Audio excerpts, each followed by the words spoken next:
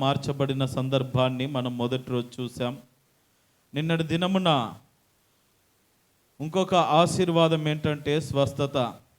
అన్నీ బాగుండి, కావలసినంత ధనముండి, సమృద్ధి కలిగి, ఆరోగ్యం లేకపోతే అది నిజమైన ఆశీర్వాదము కానే కాదు. కాబట్టి మరి స్వస్థత అనగానే ఏదో మనకు పైన కనబడే గాయములకు, లేకపోతే కాస్త ఈ బీపీ, షుగరు, గుండె సంబంధిత వ్యాధులు, ఇంకా కిడ్నీ సమస్యలు, ఇలాంటి శారీరక స్వస్థతే కాదు, కానీ మనిషికి శారీరక, మానసిక, ఆత్మీయ స్వస్థత కూడా అవసరమని ఆత్మ సంబంధమైన ఆ స్వస్థత విషయాల గురించి మనం నిన్నటి దినమున నేర్చుకున్నాం. ప్రేమణ దోంబిడ్లారు, ఈ రోజున మీకు తెలియజేసినటువంటి రీతిగా విడుదల గురించి మీకు నేర్పించాలని ఆశిస్తూ ఉన్నాను. ఎందుకంటే ఈ మూడు ఏ మనిషిలో ఉంటాయో ఆ మనిషి నిజముగా ఆశీర్వదించబడిన వాడనేటువంటి ఆత్మీయ సత్యాన్ని మనము గుర్తెరగాలి. దేవునికి మహిమ కలుగునుగాక. మనకేమేం కావాలి? సమృద్ధి కావాలి, స్వస్థత కావాలి, విడుదల కావాలి. ఇవే పరిపూర్ణమైనటువంటి ఆశీర్వాదాలు. ప్రేమణ దౌంబిడ్లారా, ఈ మూడు దొరికేవి యేసుక్రీస్తు ప్రభుల వారి దగ్గరనే. ఇవి లోకంలో ఎక్కడ దొరకవు. ఎవరి దగ్గర కొనుక్కుంటే కానీ దొరకనటువంటి అమూల్యమైనటువంటి దేవుని యొక్క ఆత్మ సంబంధమైన ఆశీర్వాదములు ఇవి. కాబట్టి ప్రేమణ దౌంబిడ్లారా, ఈరోజున మనము జ్ఞాపకం చేసుకుందాం. విడుదల గురించి మనం నేర్చుకోబోతూ ఉన్నాం. సమృద్ధి అయిపోయింది. మీ కుటుంబాల్లో దేవుడట్టి గొప్ప సమృద్ధిని అనుగ్రహించునుగాక. మీ కుటుంబాల్లో మీ అందరికీ పరిపూర్ణమైన ఆ శారీరక, మానసిక, ఆత్మీయ స్వస్థతనిచ్చి నడిపించునుగాక. మరి రోజున మరి ఒక వ్యక్తికి కావలసినది ఏంటయ్యా అంటే విడుదల కావాలి. విడుదల అంటే మరి ఏ విషయంలో విడుదల కావాలని అంటే, చాలామందిని అనేక రకములైనటువంటి బంధకాలు చుట్టుకొని ఉంటాయి. మీరు గమనించారా? ఆశీర్వాదాలు అనగానే మనము గుర్తుంచుకునేటటువంటి విషయము, యోబు భక్తుడు గుర్తుకొస్తూ ఉంటాడు. తనకు కలిగినదంతా చాలా గొప్ప ఆశీర్వాదాలు దేవుడు ఆయనకు అనుగ్రహించాడు.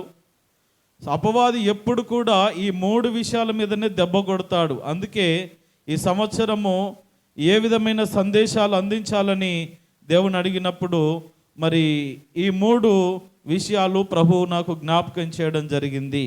మొట్టమొదటిగా యోబు జీవితంలో మనం గమనించినప్పుడు ఫస్ట్ ఆర్థికంగా దెబ్బ కొట్టాడు. ఉన్నయన్ని జంతువులు, పశు సంపద, ఉన్న సంపద అంతా కొల్లగొట్టేశాడు. ఎట్లా బ్రతుకుతావో బ్రతుకు అన్నాడు. అయినా చక్కగా ఉన్నాడు. ఆ తర్వాత మనం జ్ఞాపకం చేసుకున్నట్లయితే మరి కుమారులను చంపేశాడు. ఆస్తిపాస్తులన్నీ తీసేసి ఆయనకు అనారోగ్యము కలుగజేశాడు. ఏం చేశాడు? కురుపులతో మొత్తి వేశాడు. ఇప్పుడు చూద్దాం, ఇప్పుడు ఎట్లా లేస్తావో చూస్తా. తర్వాత ప్రేమణ దోంబిడ్లారా, ఇక ఎన్నటికీ కాస్త ఆ అనారోగ్యం కలిగినప్పుడు కూడా మరి దేవుడే ఈ స్థితి నాకు అనుగ్రహించాడు, దేవుని కొరకు నిన్ను బాధ అనుభవించడం చాలా సంతోషం అన్నట్టుగా ఆయన వ్యవహరించాడు. కుమారులు చనిపోతే కూడా యెహోవా ఇచ్చని యెహోవా తీసుకున్నాడు అన్నాడు. అంటే స్వస్థత విషయంలో కూడా అనారోగ్యంతో దెబ్బగొట్టినా కానీ యోబు చాలా చక్కటి సమాధానము, భక్తిని చేసినట్లుగా చూస్తాం. తర్వాత ఇక ఎలా చేసేసాడంటే యోబును బంధించేశాడు అపవాది. ఇక ఎన్నటికీ లేవకుండా చూద్దాం, ఏదో కాస్త కదిలించి చూస్తే లేస్తాడేమో, పడిపోతాడేమో అనుకున్నాడు, కానీ ఇంకా గట్టిగా ఉన్నాడు మనిషి అని చివరికి ఎంత దీన స్థితికి బంధించేశాడంటే ఇక ఎప్పటికీ లేవకుండా ఇదిగో బురద గుంటలో కూర్చొని ఆ చిల్లు పెంకులతో గోక్కునేటటువంటి పరిస్థితిలోనికి దిగజార్చేశాడు. ప్రేమణ దౌంబిడ్లారా, మీరు చివరి అధ్యాయాల్లో గమనించినట్లయితే ఆ స్థితిగతులన్నిటి నుండి దేవుడు విడిపించి గొప్ప విడుదలనిచ్చి యోబుకు కావలసిన సమృద్ధిని, యోబుకు కావలసిన స్వస్థతను, యోబుకు కావలసిన పరిపూర్ణమైన విడుదలను దేవుడు తనకు అనుగ్రహించినట్లుగా చూస్తూ ఉన్నాం. ప్రేమణ దౌంబిడ్లారా, ఈ రీతిగా ఈ రోజున మనకు కూడా సమృద్ధి కావాలి. మన కుటుంబాలలో మన జీవితాలకు స్వస్థత కావాలి. మన కుటుంబాలలో, మన వ్యక్తిగత జీవితాలకు కొన్ని బంధకముల నుండి విడుదల కావాలి. ఈ రోజున లేఖన భాగము ఒకటి జ్ఞాపకం చేసుకుందాం. కీర్తనల గ్రంథము 146వ కీర్తన 7వ వచనము చదువుదాం. 146వ కీర్తన 7వ వచనము. 146వ కీర్తన 7వ వచనం. రైట్. బాధపరచుబడు వారికి ఆయన న్యాయము తీర్చును, ఆకలి కొనిన వారికి ఆహారము దయచేయును. యెహోవా బంధింపబడిన వారిని విడుదల చేయును. దేవునికి మహిమ కలుగును గాక. ఈ మాట నాతో పాటు కలిసి అందరూ చెప్పండి. యెహోవా బంధింపబడిన వారిని విడుదల చేయును. మరలా చెప్పండి. యెహోవా బంధింపబడిన వారిని విడుదల చేయును. ఈ మాట ఈ రోజున నువ్వు నమ్మి తీరాలి. నమ్మితేనే నీకు కూడా అట్టి విడుదలను ప్రసాదిస్తాడు. జ్ఞాపకం చేసుకుందాం. మరి దేవుడు బంధింపబడినటువంటి బంధకాలలో ఉన్న వారికి విడుదలను ప్రసాదిస్తాడు అనేటటువంటి మాట ఇక్కడ గుర్తు చేస్తూ ఉన్నాడు. మరి మనిషికి ఎన్ని రకాల బంధకాలు ఉన్నాయంటే వాక్యంలో ధ్యానం చేసినప్పుడు చాలా విషయాలు ఉన్నాయి. కానీ ఈ రోజున ఒక 5 బంధకములను మీ ముందుకు తీసుకురాబోతూ ఉన్నాను. మన జీవితంలో, మన వ్యక్తిగత జీవితాలను, మన కుటుంబాలను పట్టి బంధించేటటువంటి ఒక 5 రకాలైనటువంటి బంధకాలు మనం ఇప్పటికీ నేటికి కూడా అనుభవిస్తూ ఉన్నాం. అయితే ఎవరైతే ఆ దేవుని సాన్నిధ్యమునకు నమ్మకముతో వస్తారో ఇట్టి బంధకములలో ఏ బంధకములో ఉన్నా ఆ బంధకములలో నుండి ప్రభు మనల్ని విడిపించగలిగిన సమర్థుడని మనము జ్ఞాపకము చేసుకోవాలి. దేవునికి మహిమ కలుగును గాక. 2 చేతులు పైకెత్తండి, దించండి. ప్రేమణ దోంపిడ్లారా జ్ఞాపకం చేసుకుందాం. మొదటి బంధకములు. మరి మనం జ్ఞాపకం చేసుకున్నట్లయితే మనిషిని పట్టి పీడించేటటువంటి మొదటి బంధకం ఏంటంటే సాతాను బంధకములు. ఏంటి చెప్పండి? సాతాను బంధకములు. ఈ సాతాను బంధకములలో నుండి దేవుడు మనలను విడిపించువాడైంటున్నాడు. చదవండి లూకాసు వార్త 8వ అధ్యాయము 29వ వచనము. లూకాసు వార్త 8వ అధ్యాయము 29వ వచనము. ఫ్యాన్ కొంచెం రాదు మీకు జ్ఞానం. చదవండి అమ్మా. 8వ అధ్యాయము 29వ వచనం. ఏలయనగా ఆయన ఆ మనుషుని విడిచి వెలుపలికి రమ్మని ఆ అపవిత్రాత్మకు ఆజ్ఞాపించెను. అది అనేక పర్యాయములు వానిని పట్టుచు వచ్చెను గనుక వానిని గొలుసులతోనూ కాలి సంకెళ్లతోనూ కట్టి కావలి అందుంచిరి. గాని వాడు బంధకములను తెంపగా దయ్యము వానిని అడవిలోనికి తరుముకొని పోయెను. ప్రేమణ దోంబిడ్లారా జ్ఞాపకం చేసుకుందాం. ఇక్కడ మరి దయ్యము పట్టినటువంటి ఒక యవనస్తుడు మనకు కనబడతా ఉన్నాడు. ఆ దయ్యముల చేత పీడించబడుతూ ఆ సాతాను బంధకములో చిక్కుకొని ప్రజలందరూ కూడా ఊర్లలో, ఇళ్లలో నివాసం చేస్తూ ఉంటే వాడు సమాధుల్లో వెళ్తూ ఉన్నాడు. సమాధుల్లో కాపురం చేస్తూ ఉన్నాడు. ఓ భయం లేకుండా మరి భయంకరమైనటువంటి జీవితాన్ని జీవిస్తూ తల్లిదండ్రులు ఎంత చెప్పినా మరి వినిపించుకోలేనటువంటి విధంగా అపవాది వాణ్ణి బంధించేశాడు. వీడు చెప్తే వినేటట్లేదనేసి కాళ్ళు చేతులను గొలుసులతో బంధించినా కానీ ఆ బంధకములను ఈ అపవాది ఊడగొట్టించుకొని ఇదిగో ఎప్పుడు చూడు సమాధుల్లోనికి, ఎప్పుడు చూడు అరణ్య ప్రాంతంలోనికి తీసుకెళ్తా ఉన్నది. అయితే ప్రేమణ దౌంబిడ్లారా జ్ఞాపకం చేసుకుందాం. అపవాది వాణిని సంకెళ్లతో మరి బంధించినటువంటి ఆ బంధకాలను విడిపించింది. కానీ యేసయ్య వాని దగ్గరికి వచ్చి వానిని అపవాది బంధించిన ప్రతి బంధకములను తుత్తనీయులుగా చేసి వానికి పరిపూర్ణమైన స్వస్థతను ప్రసాదించిన సందర్భాన్ని మనం ఇక్కడ చూస్తూ ఉన్నాం. చాలామంది ఇదిగో అపవాది శక్తుల ద్వారా పీడించబడతా ఉన్నారు. మాంత్రిక తాంత్రిక శక్తుల ద్వారా, మరి ఇదిగో భయంకరమైనటువంటి దయ్యపు శక్తుల ద్వారా పీడించబడేటటువంటి ఆ బంధకాలలో చిక్కుకున్నటువంటి ప్రజలు ఎంతోమంది ఉన్నారు.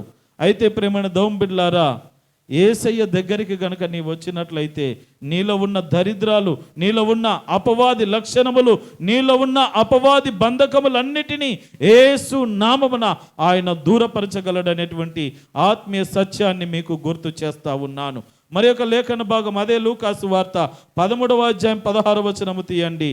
లూకాసు వార్త 13వ అధ్యాయము 16వ వచనము.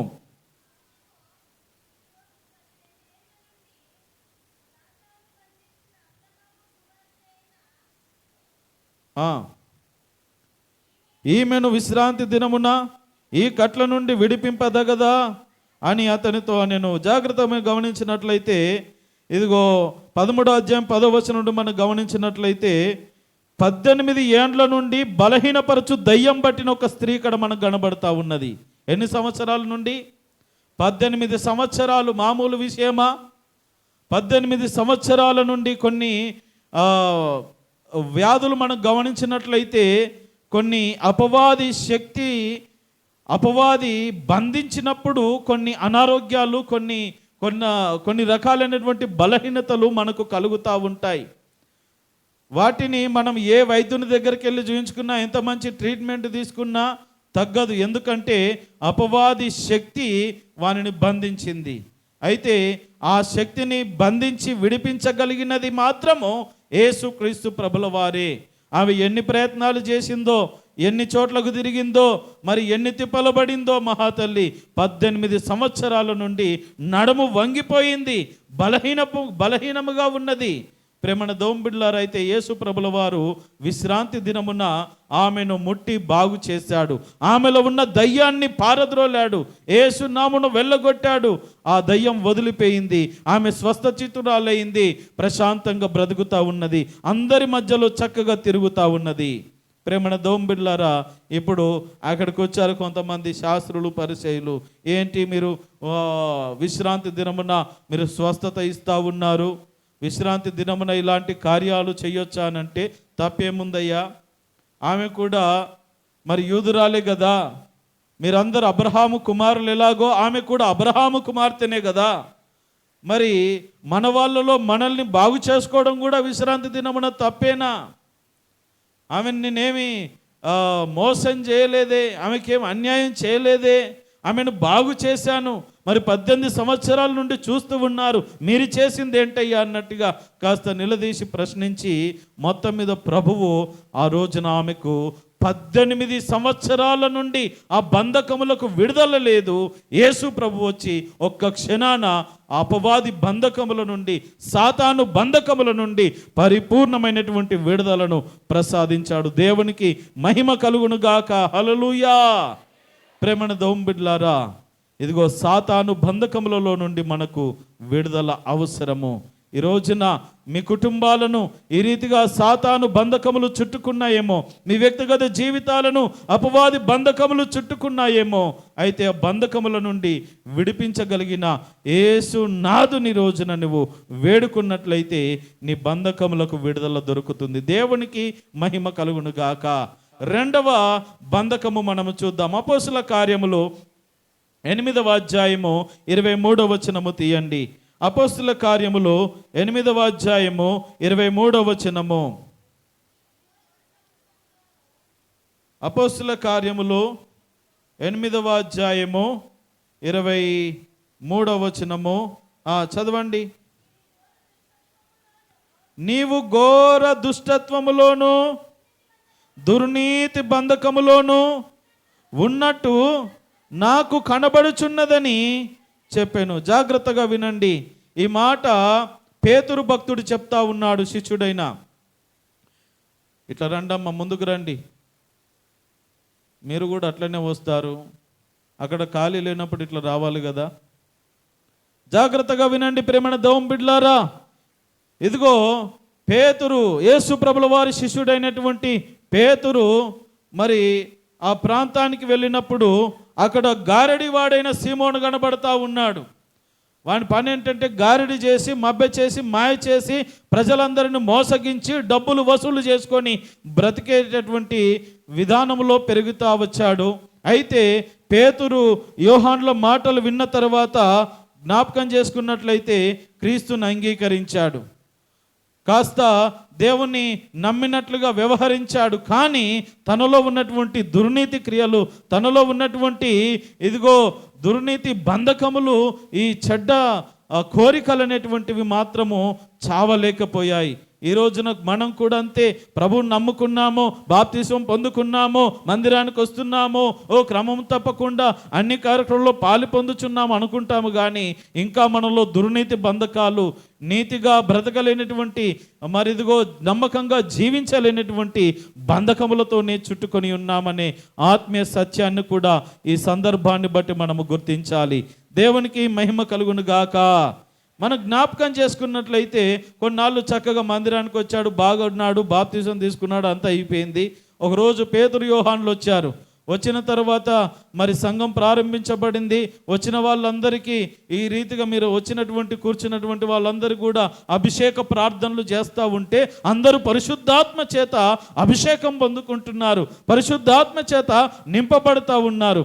ఇలాంటి పరిస్థితుల్లో ఈ విషయాన్ని సీనంతా చూశాడు గారడివాడైన సీమోను. మరలా పాత జీవితానికి వెళ్ళిపోయాడు. ఏంటి ఇలా చేతులు పెడితే అంటే పరిశుద్ధాత్మ వస్తూ ఉన్నది, వీళ్ళందరూ ఆ పరిశుద్ధాత్మలో ఆనందిస్తూ ఉన్నారు. ఆ శక్తి కూడా నాకుంటే నేను కూడా, ఆ శక్తి ఏదో నాకు కూడా ఉంటే నేను కూడా అనేకులను నా వైపు తిప్పుకొని ఇంత డబ్బు సంపాదించుకుందును కదా అనేసి ఏం చేశాడంటే ఇంత ద్రవ్యం తీసుకొచ్చి సేవకుల దగ్గర పెట్టి, అయ్యా మీరేదో భలే చేస్తున్నారండి, ఇట్లా పెట్టగానే మీరు అంటే పరిశుద్ధాత్మ వస్తున్నది, ఆ అధికారం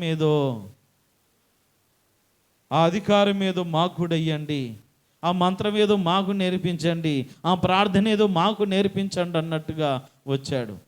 అప్పుడు వెంటనే దైవజనులకు అర్థమైంది. కొన్ని మనకు అర్థం కావు, కానీ దైవజనులకు దేవుడు వెంటనే కనుపరుస్తాడు. జాగ్రత్త, ఎవరు ఏ రీతిగా మాట్లాడుతున్నారు, ఎవరు ఏ రీతిగా వ్యవహరిస్తున్నారు ఏంటి అనేది వెంటనే చూపిస్తాడు. ప్రేమణ దోంబిడ్లారా, పేతురుకు అర్థమైపోయింది, కుమారుడా నీ బ్రతుకు సరిగా లేదు, నువ్వు ఇక్కడ ఉన్నావు, అందరితో పాటు గుంపులో కలిసి ఉన్నావు, కానీ అందరూ ఒకెత్తు ఉంటే నువ్వు ఇంకొక వ్యక్తిగా ఉన్నావు, అందరు ఇక్కడ పరిశుద్ధులుగా ఉంటే నువ్వు అపవిత్రుడిగా కనబడతా ఉన్నావు, నీలో మరి నీ హృదయము దేవుని యొక్క సరిగా లేదని నాకు కనబడతా ఉన్నది. కాబట్టి నీవు చెడుతనము మానుకొని మారు మనసు పొంది నువ్వు ప్రభువును వేడుకో. ఒకవేళ అలా వేడుకుంటే నీ హృదయాలోచన దేవుడు క్షమిస్తాడు. ఎందుకంటే నీవు ఘోర దుష్టత్వంలో బ్రతుకుతున్నావు, దుర్నీతి బంధకాలలో ఉన్నట్టుగా నాకు కనబడతా ఉన్నది, అది మంచిది కాదు బిడ్డ, మార్చుకో, పద్ధతి మార్చుకో అని చెప్పి అతన్ని హెచ్చరించినప్పుడు వెంటనే మరలా సానుకూలంగా స్పందించి, అయ్యగారు తప్పైపోయింది, నన్ను క్షమించండి, వాస్తవమే దుర్నీతిగా బ్రతుకుతున్నాను, ప్రభువుని నమ్ముకున్నానని చెప్తున్నాను, కానీ దుష్టునిగా బ్రతుకుతున్నాను, అపవిత్రంగా జీవిస్తూ ఉన్నాను, నన్ను క్షమించండి అంటూ వేడుకొని, అయ్యా దయచేసి నా కొరకు మీరే దేవుని వేడుకోమని చెప్పి మరి ప్రార్థన చేయించుకుంటాడు. దేవునికి మహిమ కలుగును గాక. నేటికి ఇలాంటి గారిడి సీమోనులు చాలామంది ఉన్నారు సంఘాలలో. పేరుకు విశ్వాసిగా, పేరుకు భక్తులుగా, పేరుకు ఎంతో నమ్మకమైన విశ్వాసులుగా చెప్పుకొనుచు మరి ఎన్నో లోక సంబంధమైన గారెడీలు చేస్తూ ఉంటారు. లోకంలో చేస్తే సరిపోతుంది, మందిరంలోకి వచ్చి, సంఘంలోకి వచ్చి, పరిశుద్ధ గుంపులో గారెడీలు చేస్తే దేవుడు ఒప్పుకోడు. ఈరోజు నన్ను ఒకవేళ అలాంటి గారెడి సీమోను వలె దుర్నీతి బంధకములతో, దుష్ట శక్తుల మరి లోక సంబంధమైన బంధకాలతో నీవు చుట్టబడి ఉంటే, ఇప్పుడే ప్రభువును వేడుకుంటే ఆ ప్రభువు నీకు ఈ బంధకము నుండి విడుదల ప్రసాదిస్తాడు. దేవునికి మహిమ కలుగునుగాక. 2 రకాలైన బంధకాలు మనం చూసాం. మొదటిది సాతాను బంధకములు, రెండవది దుర్నీతి బంధకములు. 3వ బంధకం ఏంటో చూద్దాం. అపోస్తుల కార్యములు, అదే అపోస్తుల కార్యములు 16వ అధ్యాయము తీయండి త్వరగా, ఎందుకంటే నా వెనకాల దైవజనులు మరలా కాసేపు బోధించి మనల్ని నడిపిస్తారు కనుక నేను త్వరగా ముందుకెళ్తా ఉన్నాను. అపోస్తుల కార్యం 16వ అధ్యాయం 26వ వచనం, తొందరగా 16వ అధ్యాయం 26వ వచనం.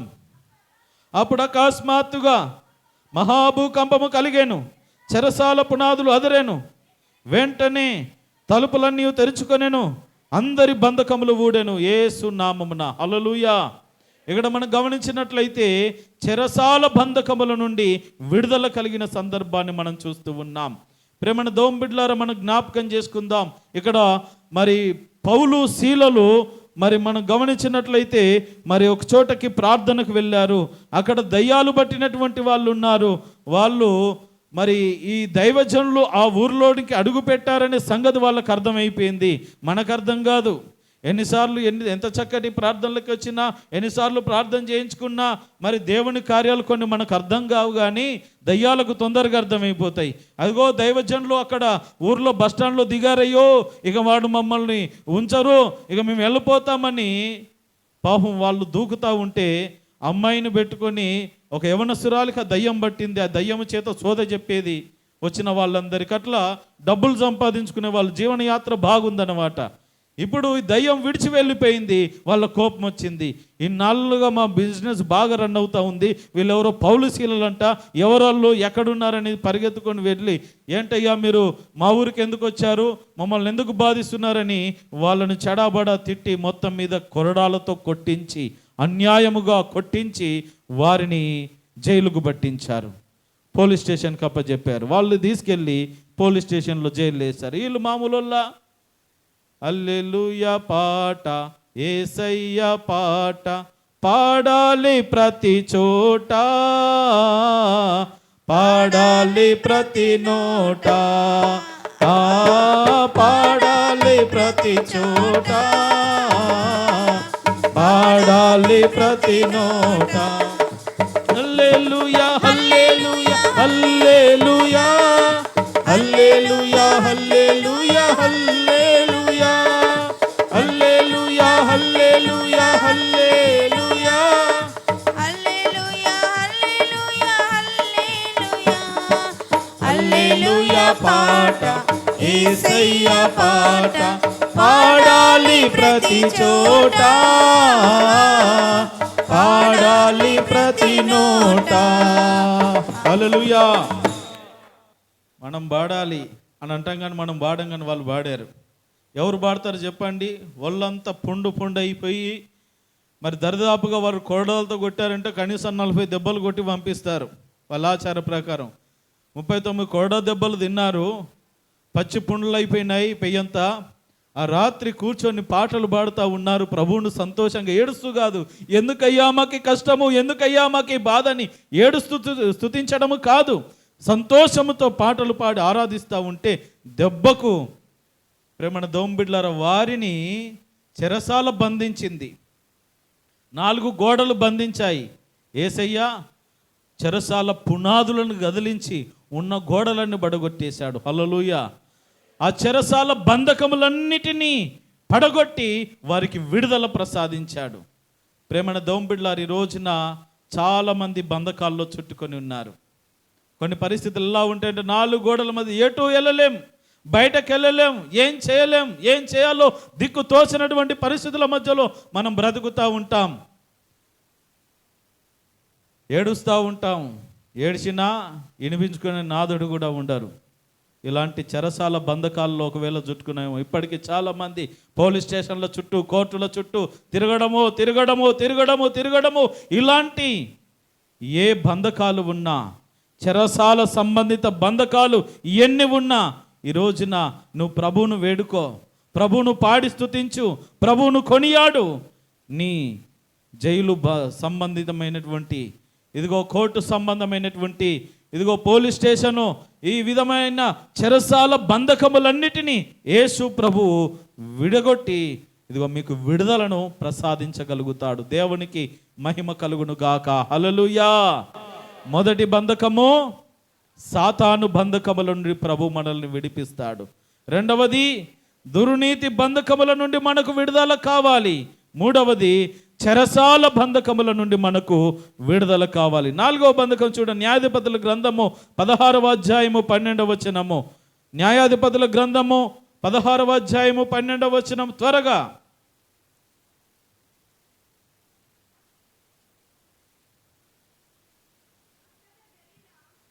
దలీలమ్మ వచ్చిందా?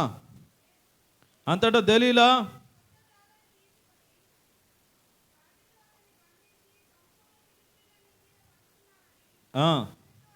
అతనితో నేను అప్పుడు మాట నుండి వారు అంతఃపురంలో నుండి అతడు తన చేతుల మీద నుండి నూలు పోగుల వలె ఆ తాళ్ళు తెంపెను.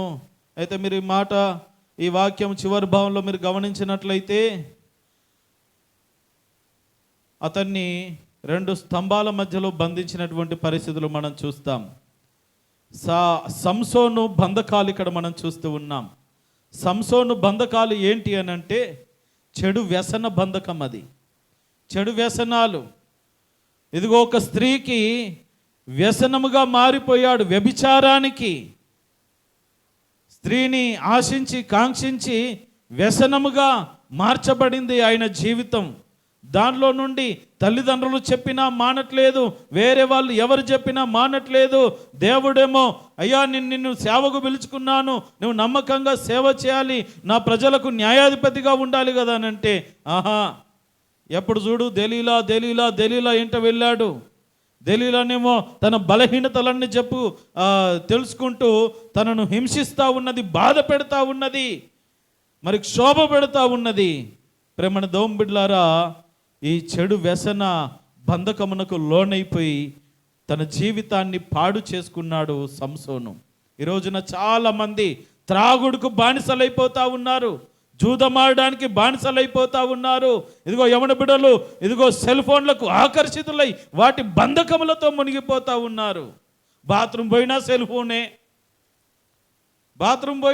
ఫోనే, లేకపోతే ఇక ఒంటికి రాదు, వాళ్ళకి రెంటికి రాదు, తయారైపోయి. చూడండి మీరు, ఈ బంధకాలు కావా?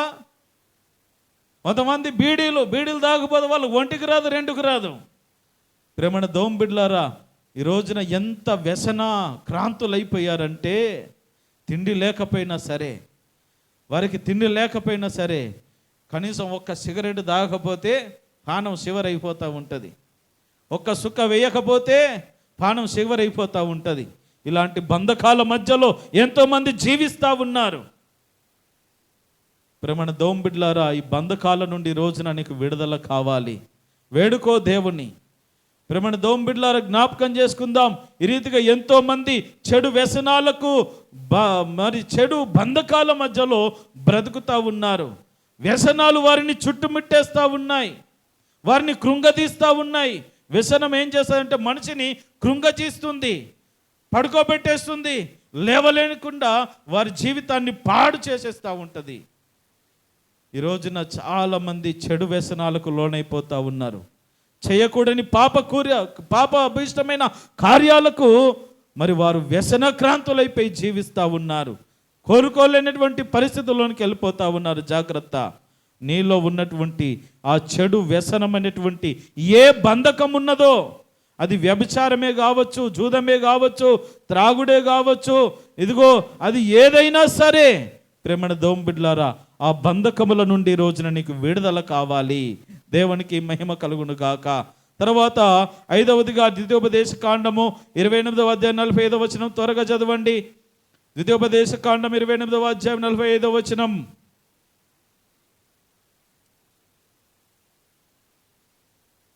ద్వితీయోపదేశ కాండం 28వ అధ్యాయం 45వ వచనం.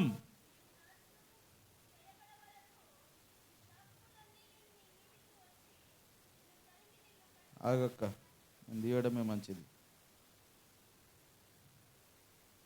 28:45 రైట్. ఇప్పుడు చదవండి. నీవు నాశనము చేయబడు వరకు ఈ శాపములన్నీ నీ మీదికి వచ్చి నిన్ను తరిమి నిన్ను పట్టుకొనును. ఏలైనగా నీ దేవుడని యెహోవా నీకు ఆజ్ఞాపించిన ఆయన ఆజ్ఞలను ఆయన కట్టలను అనుసరించి నడుచుకున్నట్టు నీవు ఆయన మాట వినలేదు. దేవుని మాటలు వినకపోతే కొన్ని శాపపు బంధకాలు మనల్ని చుట్టుకుంటాయి. ఆ మాట గురించి ప్రభువు చెప్తా ఉన్నాడు, దేవుడైన యెహోవా. ప్రేమణ దోంబిడ్లారా, చాలా సందర్భాల్లో దేవుడు మనకు మంచికి చెప్తా ఉంటాడు, మనం చెడుకు వెళ్ళిపోతూ ఉంటాం. మంచిగా జీవించాలని, చక్కగా జీవించాలని, దైవ చిత్తానుసారంగా ప్రవర్తించాలని ఎన్నో రకాలుగా దేవుడు మనతో మాట్లాడుతూ ఉంటే మనం ఏం చేస్తామంటే, మన దేవుని బిడ్డలారా, ఇదిగో చేయకూడనటువంటి కార్యాలు చేసి శాపము కొని తెచ్చుకుంటాం. పాపము చేసి శాపము కొని తెచ్చుకుంటాం. ఆ శాపము మనల్ని చుట్టుకుంటుంది. మనం గమనించినట్లయితే ఆకాను వెళ్ళకూడదు, మరి ఆ ప్రాంతంలో ఉన్నటువంటి ఆ యెరికో పట్టణములో ఆ శపించబడినది, అందులో ఏ వస్తువు కూడా ముట్టకూడదు అని అంటే ఈయన తెచ్చుకొని బంగారు షీనారు వస్త్రాలు, ఆ వెండి బంగారం అంతా తీసుకొచ్చి భూమిలో కప్పెట్టుకొని ఉన్నాడు. ఎవరికి తెలియదు అనుకున్నాడు. ప్రేమణ దేవుని బిడ్డలారా, తర్వాత మీరు గమనించినట్లయితే తాను తన కుటుంబము మరి భయంకరమైనటువంటి శాపగ్రస్తులై మరణించారు. హిజ్కియా గురించి, ఆ ఉజ్జియా గురించి మనం గమనించినట్లయితే చేయకూడని మరి మందిరంలో యాజకులు చేసేటటువంటి పని నేను చేస్తే తప్పేంటని ముందుకెళ్ళాడు. కుష్ఠరోగం తెచ్చుకొని శాపానికి గురయ్యాడు. ఈ రోజున చాలామంది దేవుడు చెప్పిన విధంగా చేయకుండా వాళ్ళ ఇష్టానుసారముగా చేసి ఇదిగో శాపపు బంధకాలను మోస్తూ ఉన్నారు. అయితే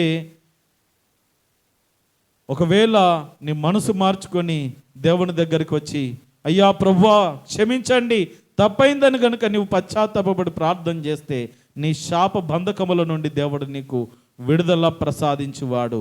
దేవునికి మహిమ కలుగును గాక. హల్లెలూయా.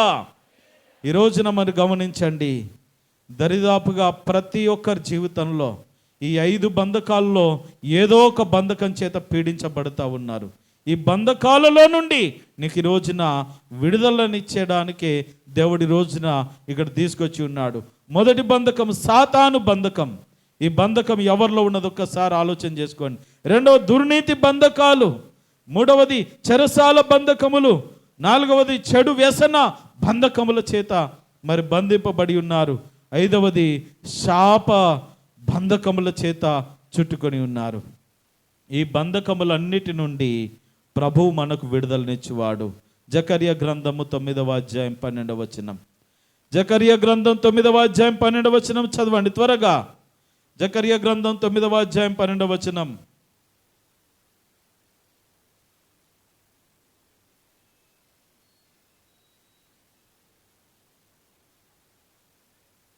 జకర్యా గ్రంథము 9వ అధ్యాయము 12వ వచనం ఉన్నదా లేదా పుస్తకము మీ బైబిల్లో? బంధకములలో పడి ఉండియు నిరీక్షణ గలవారలారా, మీ కోటను మరలా మీరు ప్రవేశించండి. జాగ్రత్తగా వినండి. ఈ రోజున దేవుడు మనతో మాట్లాడుతూ ఉన్నాడు. ఈ 2 బంధకాలలో, ఈ 5 బంధకాలు నేర్చుకున్నాము కదా, ఇలాంటి బంధకాలలో ఉండి కూడా, అయితే ఈ బంధకాల నుండి దేవుడు ఏదో ఒక రోజు నన్ను విడిపిస్తాడు అని నిరీక్షణ ఎవరైతే ఉన్నదో అలాంటి వారితో దేవుడు మాట్లాడుతూ ఉన్నాడు. ఇదిగో బంధకములలో ఉండి నిరీక్షణ గలవారలారా, మీ కోటకు మీరు మరలా ప్రవేశించండి. ఇదిగో 2 మేలు నిన్నుకు చేయబోతూ ఉన్నాను. ఈ బంధకముల ద్వారా నువ్వు ఏ మేలునైతే కోల్పోయావో, ఏ ఆశీర్వాదాన్ని కోల్పోయావో, ఏ దీవెన నువ్వు పొందకుండా నువ్వు వెనకబడిపోయావో, ఇదిగో తిరిగి 2 మేలు నీకు చేయబోతూ ఉన్నాను. ఈ రోజున నువ్వు నా దగ్గరికి వచ్చినట్లయితే, నా మాట విన్నట్లయితే, నా సన్నిధికి నువ్వు భయపడినట్లయితే, నా యందు భయభక్తులు సలిపినట్లయితే, ఇదిగో నీకు 2 మేలునిచ్చి నీవు కలిగి ఉన్న ఈ బంధకములన్నిటి నుండి నీకు విడుదల ప్రసాదిస్తాను అని మరి దేవుడు అక్కడ తన ప్రజలైన ఇశ్రాయేలుతో మాట్లాడుతూ ఉన్నాడు. ఈ రోజున మీతో మాట్లాడుతూ ఉన్నాడు. తర్వాత అదే కీర్తనల గ్రంథం ఒక మాట చదవండి. కీర్తనల గ్రంథము 22వ కీర్తన 5వ చరణం త్వరగా. 22:5. వారు నీకు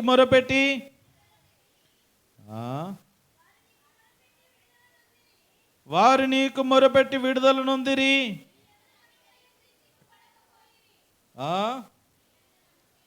నీ యందు నమ్మిక ఉంచి సిగ్గుపడకపోయిరి. జ్ఞాపకం చేసుకుందాం. వారు నీకు మొరపెట్టి విడుదల పొందిరి. జ్ఞాపకం చేసుకోండి. ఈ రోజున మీరు జ్ఞాపకం చేసుకోండి. 5 బంధకాల్లో సాతాను బంధకములో నీవు ఉన్నావా? దుర్నీతి బంధకములో నీవు ఉన్నావా? మూడవది, చెరసాల బంధకములో నీవు ఉన్నావా? నాలుగవది, చెడు వ్యసనాల బంధకంలో నీవు ఉన్నావా? శాపపు బంధకాల్లో నీవు ఉన్నావా? ఈ బంధకాలన్నిటిలో నుండి నువ్వు విడిపించబడాలంటే నువ్వు ప్రభు వైపు చూడాలి. ప్రభు వైపు చూసి ఇదిగో ప్రభువునకు నువ్వు మొరపెడితే, యేసయ్యా ఇదిగో ఈ బంధకాలు నన్ను చుట్టుకున్నాయి, నా వ్యక్తిగత జీవితాన్ని చుట్టుకున్నాయి, నా కుటుంబాన్ని బంధకాలు చుట్టుకున్నాయి, ఈ బంధకములలో నుండి నాకు విడుదల ప్రసాదించు అని ఆ యేసునాథునికి నువ్వు మొరపెట్టినప్పుడు ఆయన నీ మొరను ఆలకించి నీకేం చేస్తాడు? తిరిగి రెండంతల మేలుడు చేస్తాడు. ఈ రోజున అలాంటి రెండంతల మేలు ఎంతమంది అనుభవించడానికి సిద్ధంగా ఉన్నారు? నాకు కావాలండి, రెండంతల మేలు కావాలి, ఈ బంధకముల నుండి విడుదల కావాలి, ఈ రెండంతల మేలు కావాలి అన్న వాళ్ళు చేతులెత్తండి. ప్రతి ఒక్కరూ కావాలా? మీకు రెండంతల మేలు కావాలా? ఉన్నదొద్దా? ఒకంత కావాలా?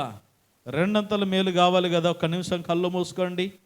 ప్రతి ఒక్కరు కూడా ఒక్క నిమిషం కళ్ళు మూసుకోండి. ప్రేమణ దోమ బిడ్లారా, దేవుని వాక్యం సెలవిస్తా ఉన్నది. ఇదిగో బంధకములలో ఉండి నిరీక్షణ గలవారలారా, ఇదిగో మీరు నా దగ్గరికి వస్తూ ఉన్నారు. మీరు గుమ్మములలో, కోట గుమ్మములలో ప్రవేశించండి. ఇక మీకు భయం లేదు. నేను మీకు రెండంతల ఆశీర్వాదాన్ని, రెండంతలుగా మేలు చేస్తానని వాగ్దానం చేస్తున్నానని ప్రభు తన ప్రజలతో మాట్లాడుతూ ఉన్నాడు. ఈరోజు నువ్వు ఏ బంధకములతో ఉన్నావు? అయ్యలారా, అమ్మలారా, ఒకసారి మిమ్మల్ని మీరే పరీక్షించుకోండి. సాతాను మిమ్మల్ని బంధించిందా? సాతాను చేత, అపవాది క్రియల చేత బంధించబడ్డావా?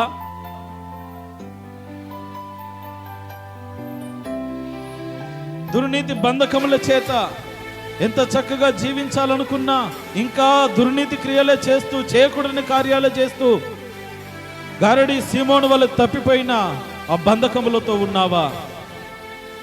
చెరసాల వంటి బంధకములు, ఎప్పుడు చూడు ఏదో ఒక గొడవ, ఎప్పుడు చూడు ఏదో ఒక తతంగము, ఎప్పుడు పోలీస్ స్టేషన్ల చుట్టూ, కోర్టుల చుట్టూ, ఇదిగో పంచాయతీల చుట్టే తిరుగుతున్నానయ్యా, నా బ్రతుకులో నెమ్మది లేదు, ఈ బంధకాలు నన్ను చుట్టుకున్నాయనేటువంటి వేదనలో ఉన్నావా?